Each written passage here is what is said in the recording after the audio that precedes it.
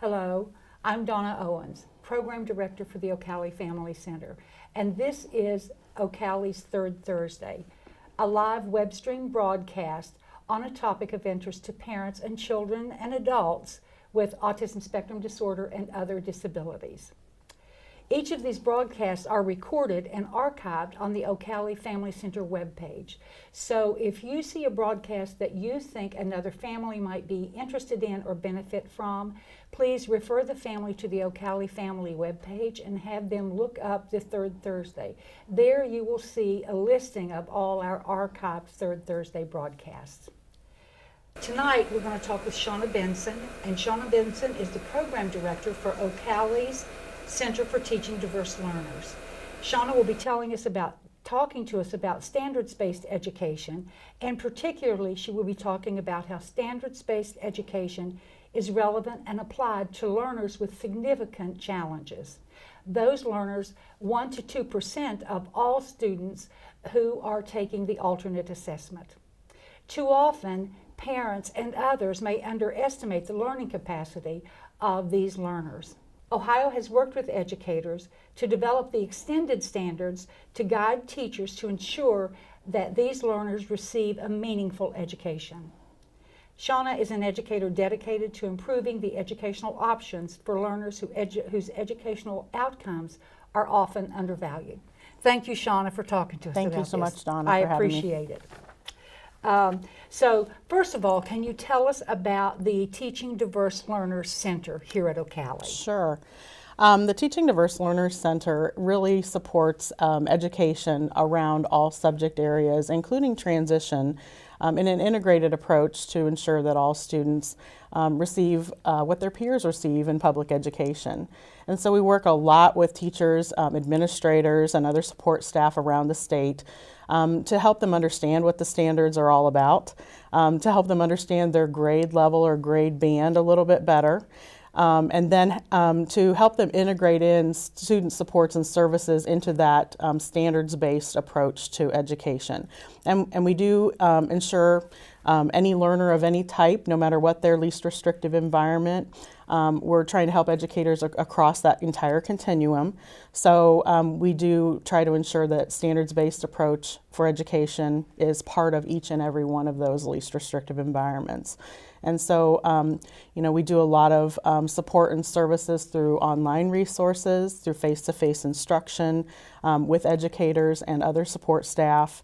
And we do a lot of professional development, even through phone conferencing and things like that. So we try to get a lot of outreach to the communities around our state. Right, and really trying to touch teachers and administrators at the school district level. Yes. And particularly around standards-based education for this particular group of learners. Absolutely. So we do focus on students with low incidence disabilities, yes, which is an umbrella that has many different facets to it. There are a lot of different types of learners under the umbrella of low incidence. Right. So, for example, learners with visual impairments, learners with hearing impairments, learners who might be deafblind, students who may have multiple disabilities, students who have orthopedic impairments, traumatic brain injury, those types of learners, but often have a lot of different facets to the challenges that they face in public education. Right, may have some very complex challenges. Absolutely, absolutely. Right, and your message always has been to educators is that a standards-based education is just as meaningful and important to these learners Absolutely. as it is to these students who may be on the college track or in any other track. Sure. Right. Right, because we want to ensure that all learners are valued equally across the district, no matter what learning challenges they come to school with. We want districts to open their doors to each and every learner in the same way and ensure that every single student has access to the entire range of standards, curricular resources, instruction, and assessment that their peers have access to. And so really that's what we're striving for. Right, right, yes. So now, what is a standards-based education? Okay. And then can you also extend that answer to talk about the extended standards? Absolutely. So Ohio has established standards, general standards, for all learners who come to school. And those standards are organized from grades kindergarten through grade 12 in a variety of subject areas. The most commonly used subject areas or students have access to are mathematics, science, social studies, and language arts. But there are also other subject areas that are covered by standards, including physical education, music, languages, world languages, and things like that. Arts, yes, absolutely. So Ohio has established standards, which really, when we say the word standards, really what we mean is just knowledge and skills that students should acquire during those age levels or grade levels as they go through their education. Right, from and they are the time progressive. enter. Absolutely. And so with those standards being established per grade level, we know that the expectation for all learners is quite high. I mean, the standards are pretty rigorous, and the standards also help teachers design lessons and know what to teach within their given subject area or grade level. The piece about extended standards that you mentioned, you talked about extended standards. Yes. And so Ohio has also, in addition to the general standards, has established extended standards that are aligned directly with each of those 4 subject areas. And they also are aligned directly with each of the grade levels. And so what the extended standards allow is for learners who are in that 1% to 2% who are taking the alternate assessment, they allow an expansion or a modified range of that general standard for a variety of complexity areas. So the complexity is described by from most complex, which is the closest to the general standard, to least complex, Right. which is a progression that is moving toward that general standard, but allows a learner who's coming in with a different base knowledge to provide steps or stair steps in skills or knowledge to get to that general standard. Right. Could you show us an example? Sure. Okay. The general standard, if you look at the screen, the general standard is on the blue page, and the general standard is organized in the standards-based documents from in a grade band range. So I think in this example it's grades 6th, 7th, and 8th. And then the red pages on the right-hand side show or outline the extended standards, which range in most complex to least complex range. So when a teacher selects a standard for instruction, they're selecting a standard from that general education side, depending on the grade level of the student or students in their class. And then they also are selecting then extended standards that are the stair steps to get the student to progress forward Right. as they learn new skills. Right. And this would be as true for an 8th grade student. Absolutely. A 12th grade student. Sure. Then, so students are presented with the same content area, and the Right. purpose of the extended standard is to ramp up Yes. to that content area, that standard at that grade level, Right. in that grade band. Right. And it's presented in 3 different levels of complexity related to that standard. That's correct. that applies to that learner. Right. So the core concepts are what we would call the essence of the standards remains the same. So the core concept, let's say in science or social studies, would be possibly learning the life cycles, or in science, learning life cycles. So that core concept would remain the same in the general standard and throughout the 3 extended standards, but in different learning progressions that allow the students to acquire smaller skills over time to get as close as they possibly can to that general standard that their peers are Right. Expected to achieve. Right. And in working with parents, I know feedback that I've gotten is parents have perceived that their children have been taught the same lessons that they were taught in that grade band 1 to 3. They're being taught the same thing in 10th, 11th, and 12th grade. And that's really not a progression. No, it's not really That's the progression. The great thing about the standards, and I think the exciting part about having standards that are attached to grade levels, is it truly does outline a wide range of skills that a students could acquire from the time they enter school in kindergarten to the time they exit school in 12th grade. And we hope that for every learner, again, no matter what least restrictive environment they are utilizing to access their education, that they truly are getting every single year different concepts and content, bits of knowledge and skills that would build that full scope. Kindergarten through Right. 12th grade scope Right. of knowledge that their peers have access to. We don't ever want kids to come to school year after year after year and go through the same learning Right. activities and learn the same concepts. We really want it to be different for them every Right, single year. right. And this group of learners have a right Absolutely. to that meaningful education Yes. and the same scope Yes. that their typical peers do. Right. Their exposure to the same. And there's value in learning all of those different concepts. We just never know when a student may find an area of interest that, had they not been exposed to that certain subject area or topic, we may have never discovered about them. Right. Sometimes our students have quite unique interests and quite unique skills, and sometimes we don't discover those unless we kind of go out on a limb and teach something that may be unexpected for Right. them. We may not anticipate that they will acquire that skill, or they may retain that bit of knowledge, but in some cases they do, and that sometimes leads to a career path Yes, for some of right, our learners. yes. So we really want to bring kids to school and offer them the full scope of everything that their peers have access to.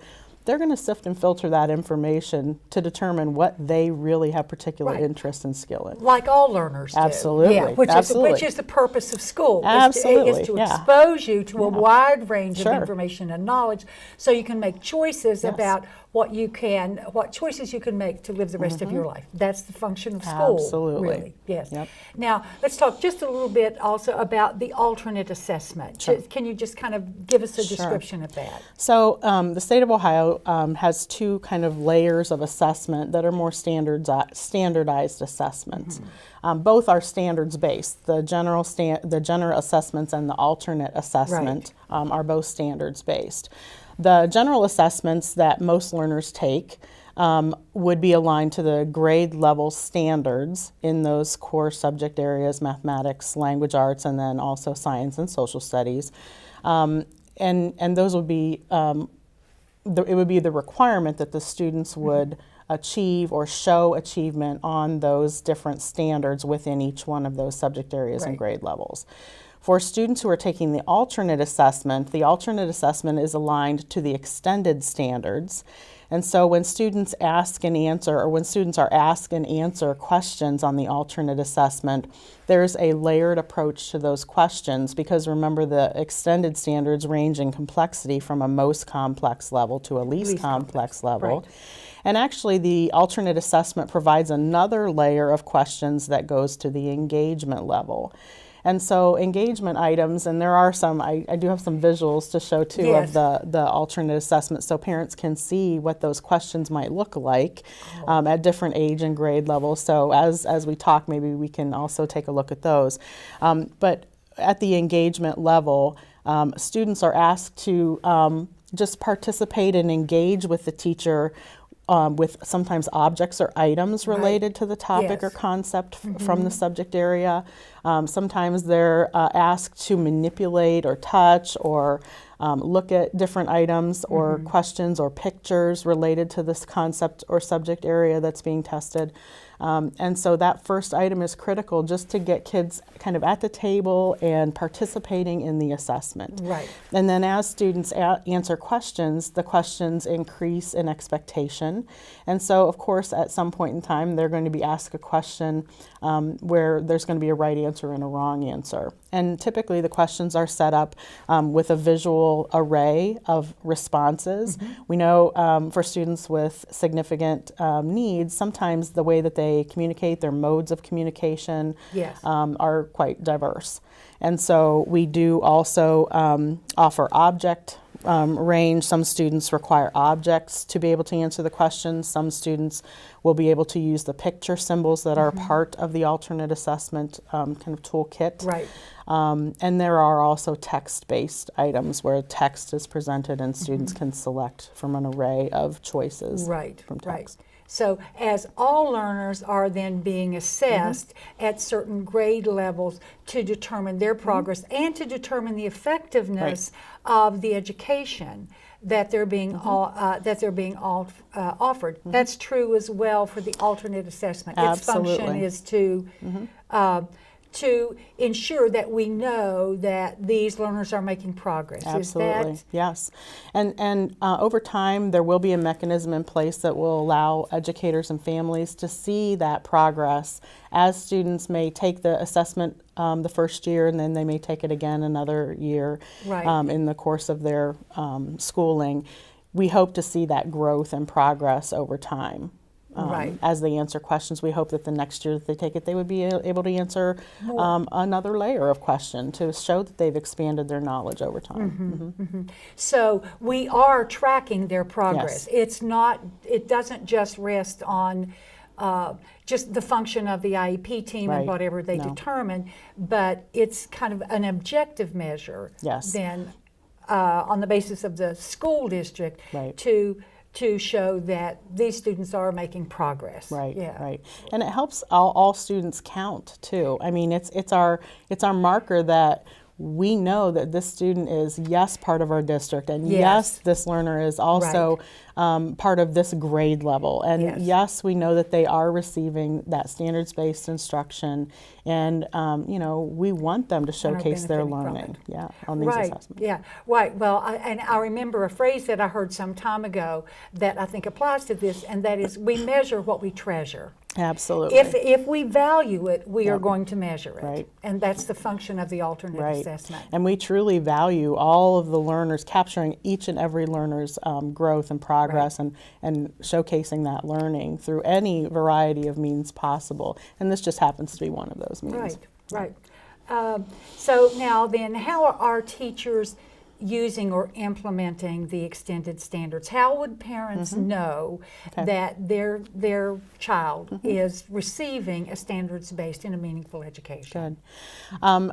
I'll first talk about the teacher side of things, Okay. and maybe pull some elements from some of the training, the guidance that we've offered to teachers around the state with regard to how they would use the standards and how they would embed that to plan instruction. And then I'll talk about hopefully what the parents are receiving to understand what's going on in the classroom. Great. So when we work with teachers around the state, we do provide very specific training about the extended standards and around the extended standards. And OCALI works in partnership with the 16 state support teams around the state. So we have Yes. great partners out there also helping us train and offer professional development in this area.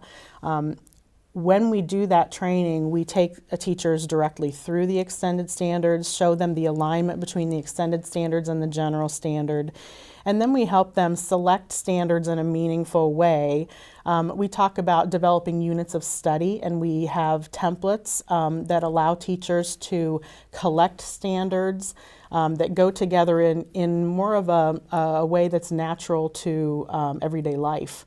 So just for example, when I think about the 4 subject areas, science, social studies, mathematics, Right. and language arts, we often coach teachers to go to science and social studies first. Those are concepts and bits of knowledge that students can later write about, read about, calculate about, and so then we bring in the language arts and mathematics standards once we've developed our concepts.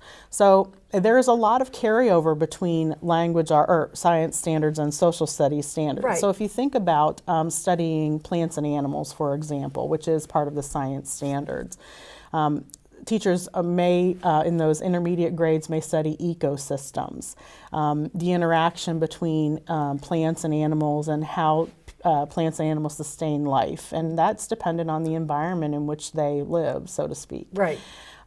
So when we're starting to talk then about the environment, we naturally shift then to social studies, because that gets us into geography.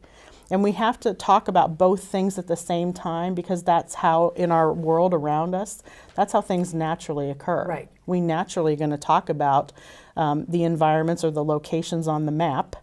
At the same time, we're talking about who lives there, how they sustain life, what is the cycle of life for each one of those plants and animals, which is all part of the science standard set. And then we have, of course, hope that during that unit of study around ecosystems, students would be exposed to lots of different literature, fiction and nonfiction both, about plant life, animal life, about the environments in which they live, the geography. And so teachers are naturally going to bring in language arts standards or skills and knowledge. Students, we hope, are going to be reading about, writing about, socializing with their families, hopefully friends, peers in their class, and talking about those things. Maybe they're going out and investigating and doing labs, and so they're going to maybe write down lab notes or select pictures or take pictures about what they're seeing, and so they could caption those photos and make their own book. So there are a lot of ways to bring in the language arts. It's very natural to everyday life. They could take that book home then and share it with a sibling. They could read it to a classmate. They could read it to a learner in a grade level that's younger than their grade level. So grounded in that content, you're learning about communication skills, socialization skills. Absolutely. Yes, you're learning about standards content, science content. And it's looking at, this is not, you don't just go to your math class. Right. It's going to grow out of this overall unit on this topic that offers a lot of learning possibilities. Yes. And we know that it's very important for learners who have special ed identification or learners who have IEPs that support learning. It's very important for them to be able to generalize skills. So just learning about it in a classroom is not enough. We need to show them that these concepts or these skills will also be practiced and used in other places, in the community, at home, with their peers, and in classrooms and outside of the classroom. And a scenario we kind of use in training to kind of solidify why it's so important to bring together the subject areas. In everyday real life, we don't live our day by a schedule like 8 o'clock to 9 o'clock. I do all my tasks related to reading, but I don't read any other time of the day. And then 9 to 10, I do all of my mathematic tasks. That's just not how real life works. Real life is messy and everything is integrated. And so we have to help learners see that math could be part of reading, and math could be part of science. We're going to calculate and figure things. We're going to think about distance when we're looking at maps. We're going to think about, and calculate how long it's going to take us to get from point A to point B. And those are all concepts that integrate mathematics and other subject areas. And so we have to, when we design units of study, bring those together, those concepts and skills together in meaningful ways for kids to practice so they can generalize when they go out and work and live in the big world. So. Well, and how can parents be involved? How would parents know that their children, when they're going to school, are involved in this kind of an integrated learning system? Some of the teachers that I've seen who do wonderful work in that communication loop between home and school, they actually showcase what the next unit of study will be. They send home newsletters that outline the skills that will be covered. They may even send home learning progressions that show the smaller steps within larger skills.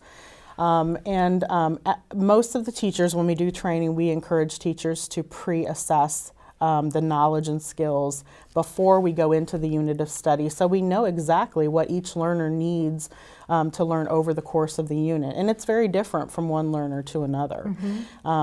While we cover the big concepts, each learner has very specific skills they're hopefully acquiring as the unit goes along. And so those things could very easily be communicated to families in either email or newsletter. I know some of the teachers that I've worked with use apps like Constant Contact, or they may use a specific app that allows alerts to be sent out, even pictures to be sent out to families as learning is happening in the classroom. It updates families as to what those events of the day were. But it's great for teachers to kind of prime families with the unit to come and the concepts and skills or standards that will be covered just by a basic newsletter and update periodically as things will change. And you mentioned possibly a report that they'd send home and say, and this is a skill or knowledge that your child has now. This is what we're looking to acquire through the as we work through this unit. What might that look like? As part of the training, we coach teachers in unpacking standards. And I know that sounds kind of crazy, but the standard concepts are large. So one standard could have many, many skills in it. And so as part of the templates, we actually help teachers break down those large concepts into the tiny skills that students will hopefully acquire.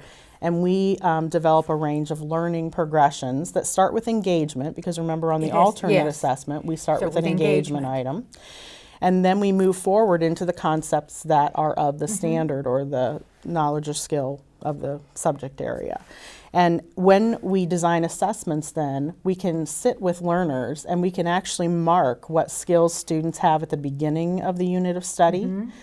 And we can also, as we continue our activities and learning with students, we can check off or mark when they acquire each of those new skills. And then that can be shared with families over the course of the unit, the beginning of the unit, during the unit, or at the end of the unit, to show this is what we covered in total. Yes. These are the skills that your child started with. These are the skills that your child acquired over the course of our instruction. And we can even set learning targets, which could eventually, or in some cases, become even IEP goals or objectives. Right, yes. Do you have an example that we could show? Sure, absolutely. There's an example here that shows each of the learning progressions, and we actually embed in the learning progression the general standard, because we always want to keep that on our radar. It's always tied to that. Absolutely. We want to see each of our learners as the age and grade level equivalent that they're coming into our classroom. So if we have a 5th grader, we're going to cite the 5th grade standard. Or if we have a 9th grader, we're going to cite one of those high school standards. We also, in the learning progressions, are going to show the 3 extended standards from most to least complex. Right. We never want to pick just one of the extended standards, because then we're capping potential.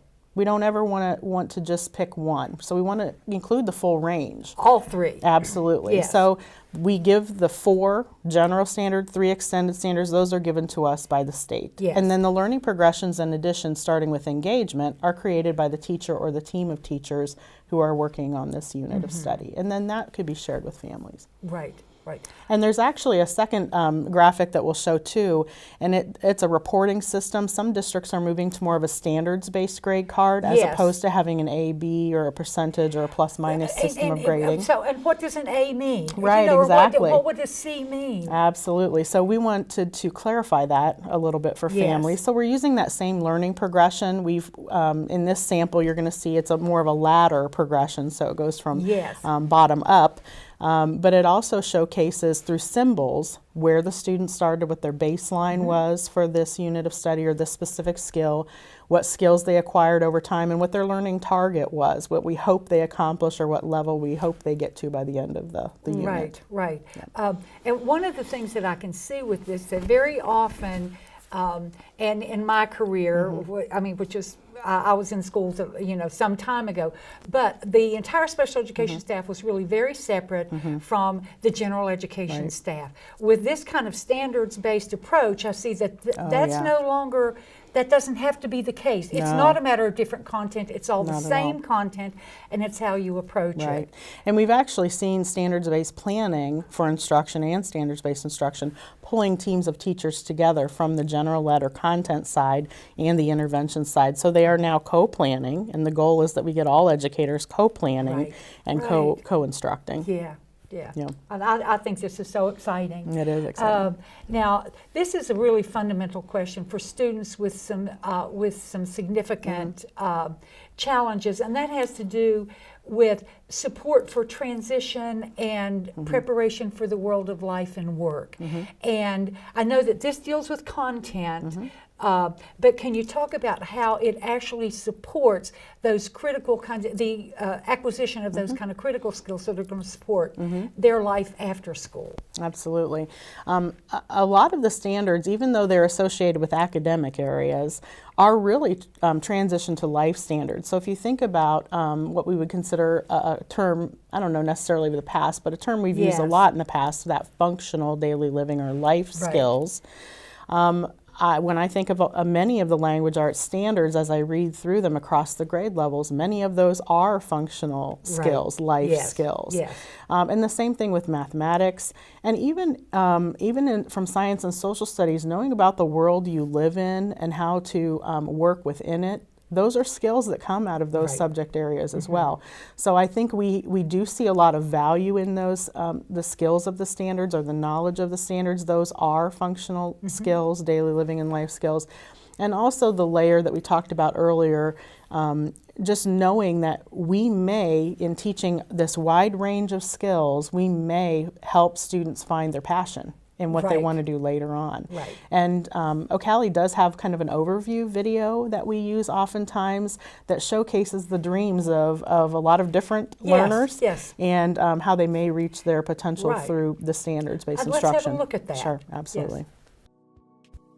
The history that built the foundation for the rights of individuals with disabilities began with civil rights and included a dream.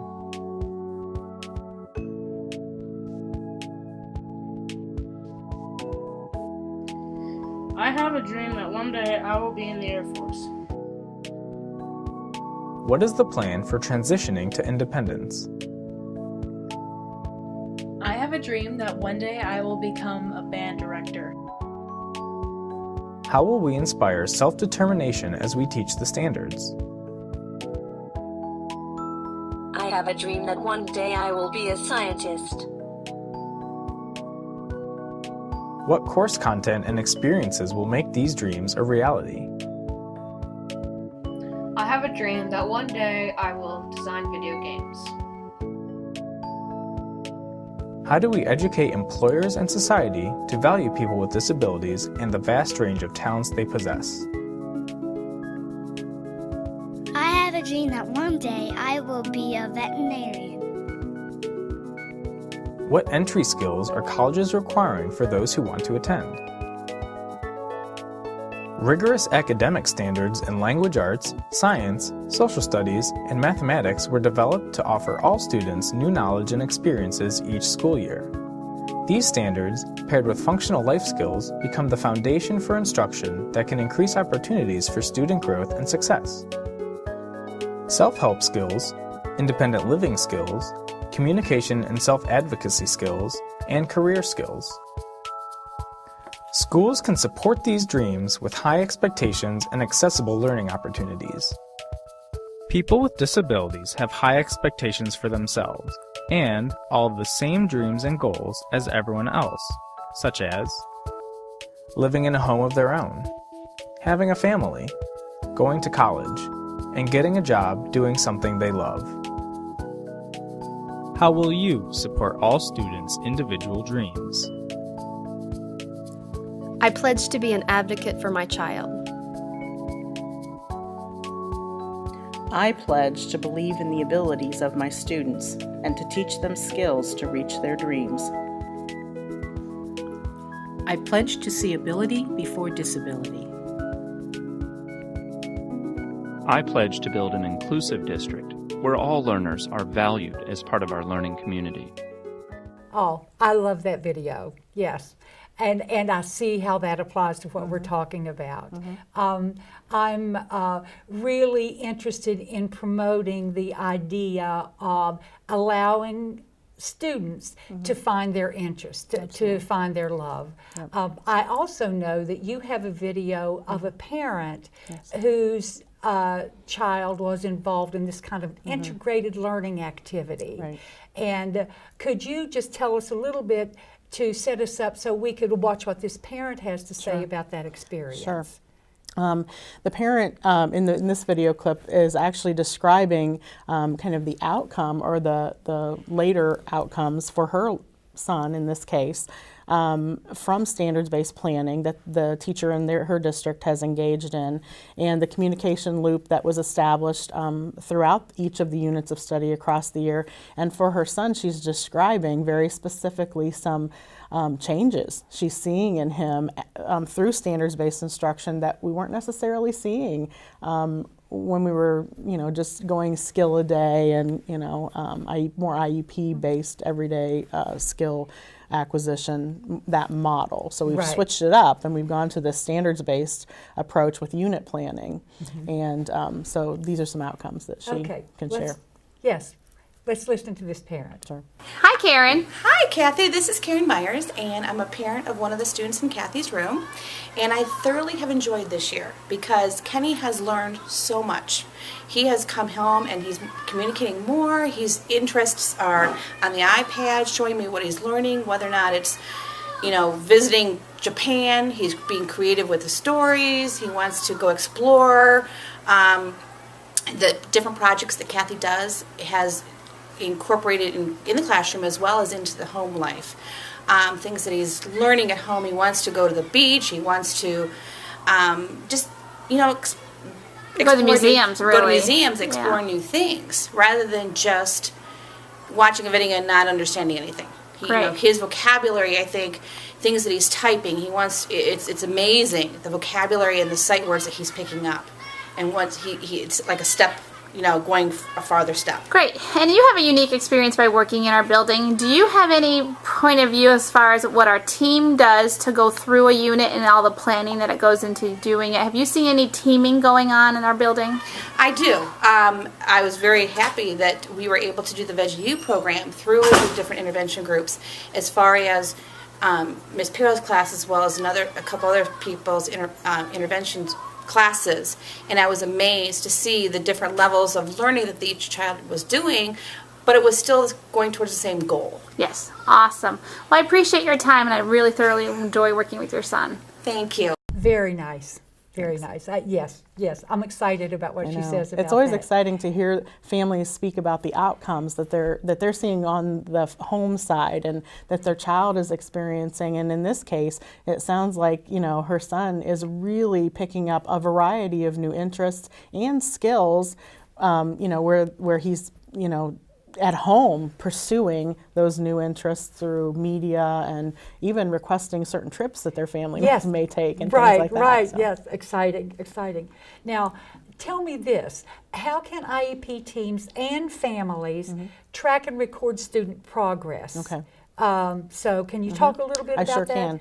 And I'm going to kind of take us back to the learning progressions that we talked about earlier. So in that learning progression range, to set the stage for an IEP, the section that comes before the goal setting is present levels of performance. Right. So when we're looking at learning progressions, we hope that teachers have captured the baseline that students have, and sometimes the baseline is where students stay for a little while. We have a little bit more difficult time getting them to acquire those new skills, and potentially that could be a cause to use that standard alignment and those specific skills leading toward that standard as a goal for an IEP.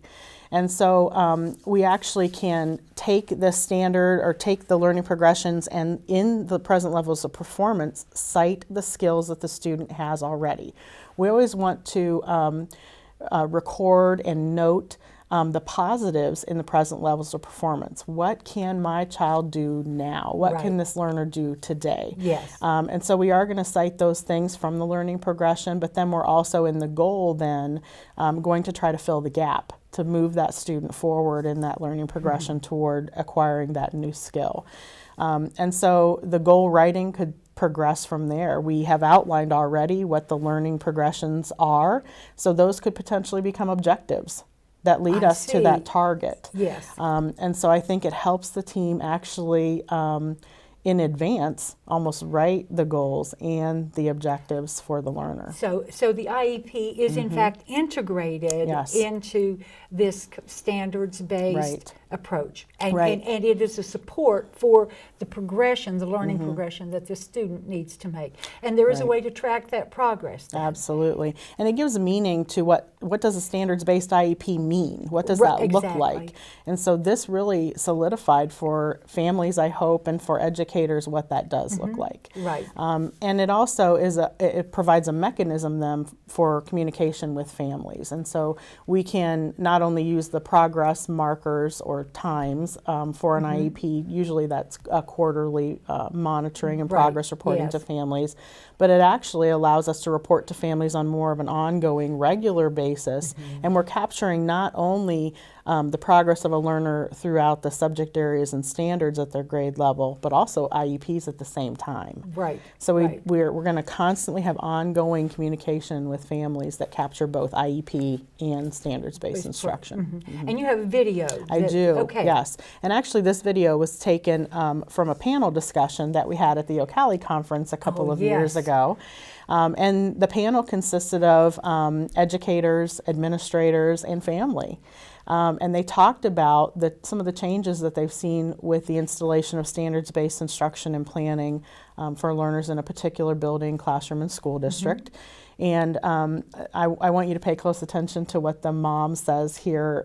This family member is very passionate about knowing exactly what it means. What does an A mean? When we're getting a report card or a grade card home and we see that A, or we see that progress marker plus or check or whatever reporting system is used by the district, what does that mean exactly? And so with the switch up to more of a standards-based grade card or reporting system, the family member talks very specifically about what that means to her now, and I think it's exciting to hear her speak of it. Okay, so let's have a look at that video. Sure. Involving the families has changed too. I let parents know via an email or a parent letter what my unit is, because they're going to be getting some curriculum-based homework. It's not read, see, Jane, run, and turn them back in the worksheet. It's do something together as a family. Go out and sketch the phases of the moon for the whole month. Make a constellation and name it. He named his Colin. That was cute. You're going to want to think through family involvement, because now your child is going home and learning the same curriculum as their sibling is. Maybe there's something they can do with their sibling now. What family wouldn't love that? Okay?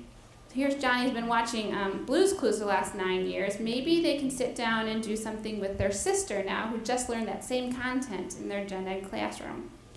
That's pretty cool. That's interesting. She hits the nail on the head when she says, I don't know what a star means. I don't know what a check mark means. But when we talk about skills, and I get information, I get feedback about a skill my child has acquired, that means something. Yes. It's exciting too. And I think that draws families and parents closer to their child's educational program and makes the planning that's done in IEP meetings much more meaningful. I think it also helps connect the planning that's so important for transition. Absolutely. Because you're connected to that content, to that acquisition of skills. And when you get to that time of transition planning, and we're talking about assessment, meaningful assessment for transition planning, it can be based on those skills that these families have gotten that feedback from. So, I really thank you for that. Now, you're doing training on this concept around the state. And how are teachers responding to the training that you're offering? At first, I think they're a little overwhelmed because it's a lot of work. It's a new way of thinking for some. A new approach. But all in all, very excited because they are getting some feedback and support. And remember, when we talk about low incidence as a population of learner or a group of learners, we also are talking about teachers who are in that representing low incidence, which means there are few in numbers. These teachers are working in districts sometimes as the only teacher who work in the capacity that they do or bring the expertise that they do, and sometimes that can be kind of lonely. And so that's right. We want them to network and be part of standards-based instruction that all educators are part of. It gives them a new network of colleagues to collaborate and have conversations with. Yes, it establishes a network. Absolutely, and it helps them connect up, with peers and partners from even neighboring districts who are working on standards-based planning. If they are the only one in their district who may plan in this way or use extended standards, for example, they can also network. We've tried to establish connections in our regional trainings in the 16 regions of the state. We've tried to help teachers establish connections with neighboring districts. So that's been very positive. And the great thing, once people take that baby step and they start to try it, we get a lot of great feedback from teachers around the state, and they're very excited about, number one, just being rejuvenated, that they have great new concepts that they're teaching and things are falling into place and meaning is happening for kids and teachers. And then once they see the outcomes, once the kids start to engage in different ways, and once they have students acquiring skills that they may not have anticipated that they would acquire, we get a lot of exciting feedback from teachers who are just rejuvenated by all of that. Right, yes. Well, and it's fun to be a part of a learning group, Absolutely. And learning a new skill. but learning itself is intrinsically rewarding. That's Right. true for students, Sure. and it's true for the teachers of those students. Yep. And so you're setting up that here's a network in your own region. Right. And then, of course, when we get to OCALI-Con, Yes. you meet your peers Yes. from around the state and as well. So, very exciting. It is exciting. And you've talked about the impact that the training is having on student achievement. I don't know if we've missed anything. If was there anything else that you wanted to say about the capacity for student achievement with this model? We've seen or received a lot of feedback and have seen a lot of results for student achievement. Just when we visit classrooms, we can see the change in students, the communication levels and rates, what kids are talking about. Sometimes when we go and visit a district at baseline prior to standards-based planning, students talk about a lot of the same things over and over again. And when we continue our visits and standards-based planning becomes part of that model, students, when we visit, talk about a lot of new things that we didn't hear at the baseline. Yes, you've expanded the We've horizon. expanded the horizon. And so Right. it's very exciting to see in that one-to-one interaction, the changes, but also we're seeing growth and change in the alternate assessment scores. So those scores are Really? increasing. Yes, with yes. So in standards-based. what we're measuring, we're seeing an Yes. increase. Right. We're getting the outcome Right. that we were aiming for at the beginning of this entire initiative. Right. And once students get to that transition age, Yes. a lot of the districts are seeing that we have many more skills to choose from, or many more avenues to pursue in transition planning for individual learners. They have this wide array of interests that they've established over the course of their years prior to transition age, and we can use all of those as potential outcomes for transition. They can pursue each path and see where it takes them. Right, right. And I see this fitting very well into the Employment First initiative, Absolutely. which is every talent, every learner, Right. every individual. Yes. Right. It is a learner first perspective. Yes. Yeah. Yes, it is. And I see how it supports that in terms of what you're teaching and in terms of the kind of assessment that it allows and identifying interests to help Right. guide that transition planning. Some districts are actually putting together a transition portfolio that begins at kindergarten, as opposed to age 14. We know the regulation love is that that transition idea. starts at age Yes. 14, but standards-based instruction starts at kindergarten. Yes. So if we don't capture all of the interests and skills that are acquired from the time students enter school at the kindergarten level, and even tools that they may use, concepts that they're particularly interested in, Right. skills that they have, we want to capture that into that portfolio. And then at the time a student sits down with their transition team at age 14 and the families are and educators are all talking about what's next, we have this huge array of resources to Yes. tap back into that draw have come from. from that entire portfolio. That is just fantastic. Now, I do know that you provided this training in the Elyria School District, and the outcomes were so phenomenal. They were so pleased with them that they asked you to come back. Can you talk Absolutely. some about Sure. that? So in Elyria, we started with one small team of teachers, one classroom of teachers initially, and that's been 4 years ago. And that interaction came from one of our trainings. We did a 2-day extended standards planning training in that region of the state.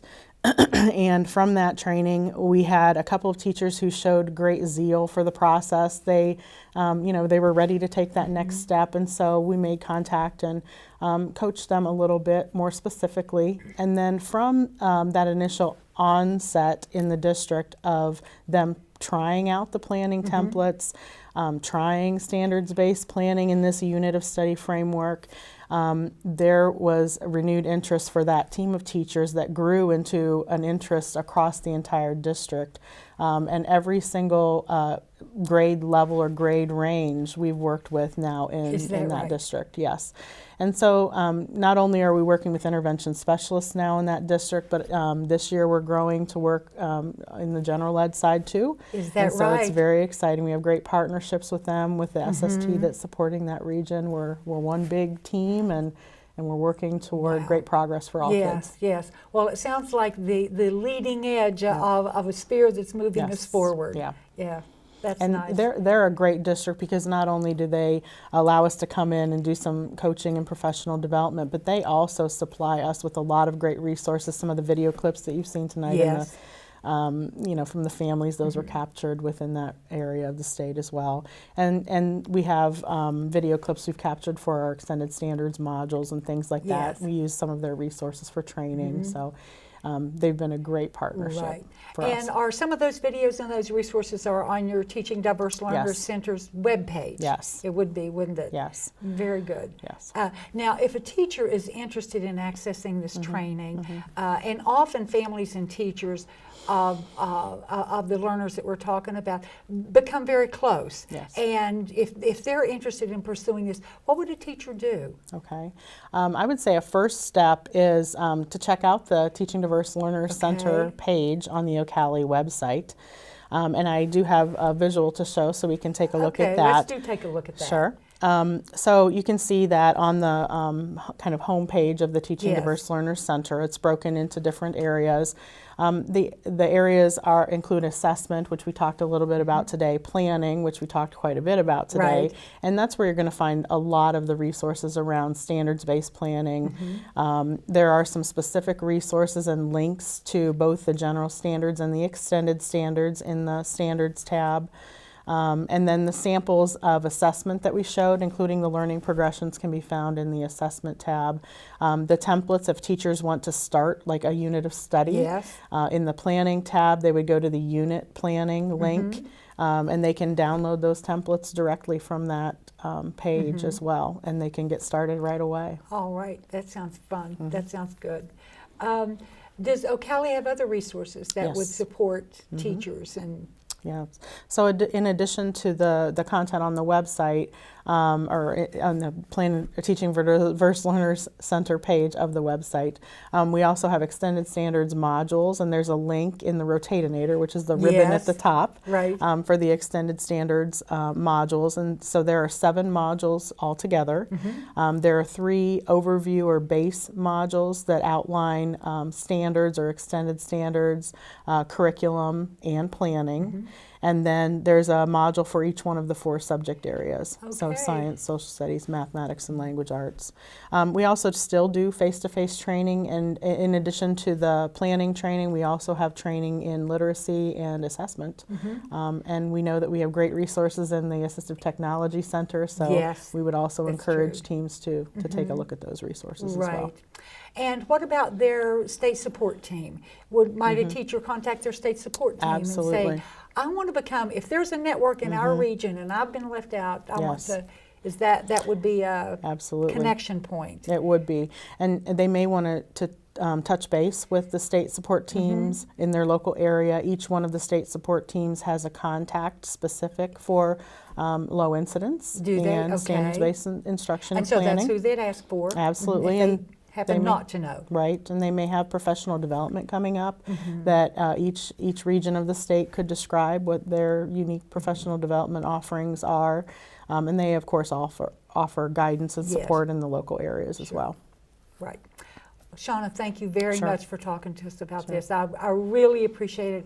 I think it's exciting, and I think it's information that we don't often have the opportunity to focus on Right. for these learners. And I Absolutely. think it's time for them to, to march along with the rest of us and move along in the same direction that the rest of us are going. Yeah. So thank you for Thank you. telling parents about this and letting Sure. us know. Thanks All a right. lot. Thanks for having me.